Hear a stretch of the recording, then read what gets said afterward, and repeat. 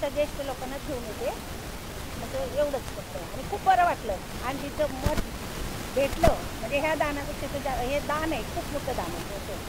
चालेल, अजून आणायचं एक दोन. त्यांचं वय काय आहे आता सध्या? आपको उमर कितना है? 73. आमची 73 असून सकाळपासून रंजना तुझ्या म्हणून पाठी लागली आणि मी सुद्धा तिला जिद्दीने घेऊन आली. आता आम्ही वोटिंग करून जातोय. गोपाळी भाऊ म्हणून आमचे आहेत, त्यांनी आम्हाला रिक्षा आणली, त्याच्यानंतर आम्ही बसलो आणि आता परत ते आमच्यासाठी थांबलेले आहेत आणि आम्हाला आता ते घरी सोडत आहे. त्यांचाही त्यात मोठा सहभाग आहे असं. आणि असंच आता 2-3 जणांना घेऊन यायचं. हो, असं ज्येष्ठांनाच घेऊन यायचं काम मला मी करते आणि मला खूप आवडतं. छान छान तुमचं काम खूप छान आहे आणि त्याबद्दल तुमचं धन्यवाद आणि पुढील वाटचालीसाठी खूप खूप शुभेच्छा. खूपच छान वाटतंय आणि सगळ्यांनीच वोट करा आणि देशाच्या भविष्यामध्ये आपलं योगदान द्या. Vote for change. थँक्यू.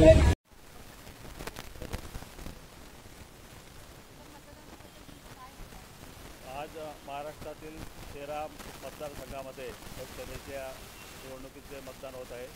या ठिकाणी बऱ्याच मतदारांनी त्यांचे लिस्टमध्ये नाव न आल्याने निराश झाले. तरुणांनीसुद्धा या ठिकाणी फॉर्म भरले होते, पण त्यांचे या ठिकाणी नावं आली नाहीत. त्यामुळे मतदानाची टक्केवारी कमी झाली आणि ठाणे लोकसभा मतदारसंघामधून जी चुरस शिवसेना विरुद्ध शिवसेना विचारे आणि मस्के यांची आहे, त्याच्याबद्दल सर्वांची उत्सुकता लागली असून आज जे मतदान झाले ते सुद्धा कमी प्रमाणात झाले असून अजून मतदानाची काही ठिकाणी वेळ 1 तासाने वाढवण्यात आली आहे.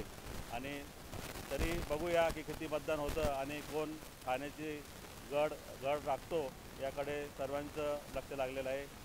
सर्वांनी मतदान करावं आणि मतदानाचे लोकशाहीचा उत्सव सर्वांनी साजरा करावा ही सर्वांना मतदारांना अभिवादन किंवा विनंती.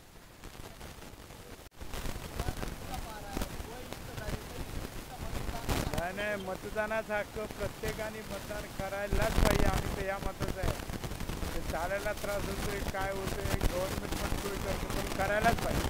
मतदान केलं तरच सरकार तयार होतं. आपल्याला जे पाहिजे ते मतदान माणसाने जरूर करावं. मतदान करायलाच पाहिजे. कोणी